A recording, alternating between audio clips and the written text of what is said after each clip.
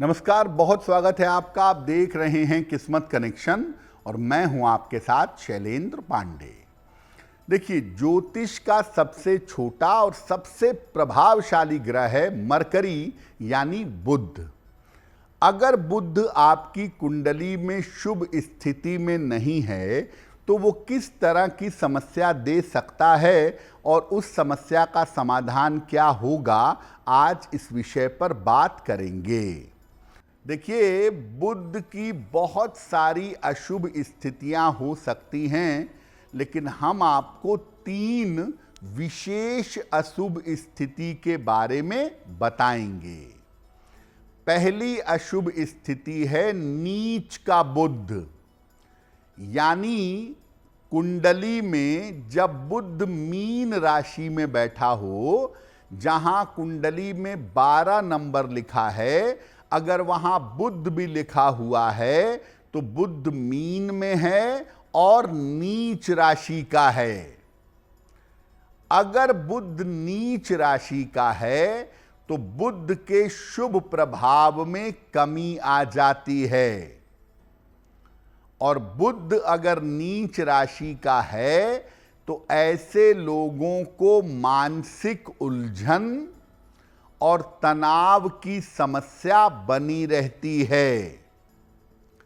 जिनका बुध नीच का होता है, सामान्यतः ऐसे लोग अपनी बुद्धि का सही प्रयोग नहीं कर पाते और ऐसे लोगों को त्वचा की समस्या और कान नाक गले की समस्या भी हो सकती है। अगर आपका बुध नीच राशि में है तो सामान्यतः ये आपके बुद्धि को, आपके ज्ञान को और आपके एजुकेशन को प्रभावित कर देगा।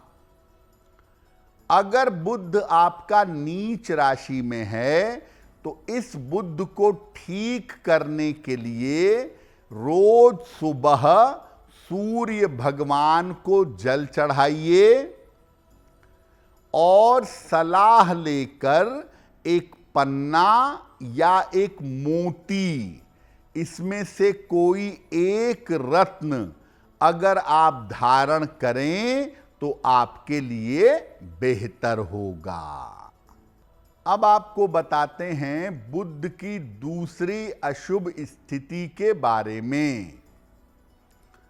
बुध अगर सूर्य के निकट आ जाता है तो अस्त हो जाता है, और ये बात याद रखिए कि सामान्यतः 60 से 70% मामले में बुध सूर्य के बहुत निकट होता है। इसलिए जितने ग्रह अस्त होते हैं उसमें सबसे ज्यादा बुध अस्त होता है। अगर बुध अस्त हो गया तो बुध की सारी शुभता नष्ट हो जाती है, और अगर बुध की शुभता नष्ट हो गई तो व्यक्ति की बुद्धि और वाणी की शक्ति कमजोर हो जाती है। बुध अगर अस्त हो गया तो व्यक्ति को नाक और कान की समस्या काफी परेशान करती है।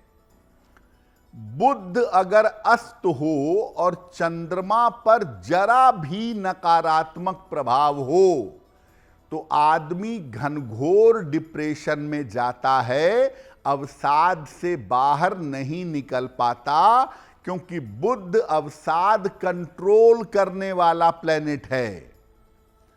अगर बुध आपकी कुंडली में अस्त है तो सलाह लेकर पन्ना धारण करिए और रोज सुबह स्नान करके विष्णु सहस्त्र नाम का पाठ करिए या विष्णु सहस्त्र नाम सुनिए। अगर आप ऐसे उपाय करें तो निश्चित रूप से अस्तगत बुध की समस्याओं को कम कर पाएंगे। ज्यादा से ज्यादा हरे रंग का प्रयोग करने से भी अस्त बुध को शक्ति मिलती है और समस्याएं कम होती हैं।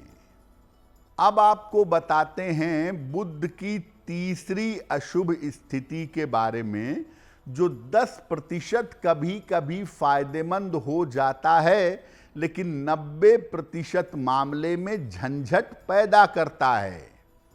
बुध और राहु का कॉम्बिनेशन, बुध और राहु का संयोग।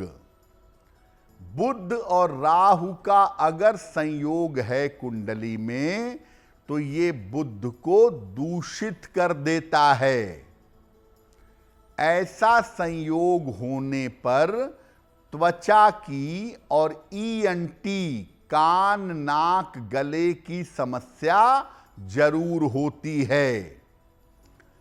बुध राहु का कॉम्बिनेशन अगर कुंडली में है तो व्यक्ति अपनी बुद्धि का दुरुपयोग करता है। ऐसे लोग छल करने में, प्रपंच करने में और धूर्तता करने में संलग्न रहते हैं। बुध राहु वालों के जीवन में आर्थिक उतार चढ़ाव बना रहता है। ये कोशिश करते हैं कि कोई ऐसा रास्ता मिल जाए जिससे अचानक से बहुत पैसा आ जाए, अचानक से जिंदगी बहुत बेहतर हो जाए। इनको अपने खान पान का और अपने जीवनचर्या का, रूटीन का ध्यान रखना चाहिए, क्योंकि बुध राहु वालों का खान पान भयंकर दूषित होता है। एकादशी का उपवास अवश्य रखना चाहिए। महीने में 2 एकादशी आती है, दोनों एकादशी का उपवास रखें। रोज सुबह और शाम बुध के मंत्र का जप करना चाहिए। ओम बुम बुधाय नमः, ओम बुम बुधाय नमः, इस मंत्र का जप करना चाहिए। और अगर बुध राहु का कॉम्बिनेशन है, बुध राहु का संयोग है, तो पन्ना धारण करने में सावधानी रखनी चाहिए। अगर आपकी कुंडली में बुध राहु का योग है तो छल प्रपंच बेईमानी मत करिए और रातों रात पैसा कमाने के चक्कर में मत पड़िए, वरना पैसे के बहुत बड़े नुकसान में आप डूब सकते हैं। तो आज हमने बात की कि अगर बुध की स्थिति आपकी कुंडली में अशुभ है तो उसके प्रभाव जीवन पर कैसे पड़ेंगे और उसके प्रभाव को कम करने के उपाय क्या हैं। अगर आप मुझसे जुड़ करके अपनी समस्याओं का समाधान चाहते हैं और चाहते हैं कि आपकी समस्याओं को ज्योतिष के माध्यम से सुलझाया जाए, तो आप हमसे संपर्क कर सकते हैं, जुड़ सकते हैं एस्ट्रो तक पर।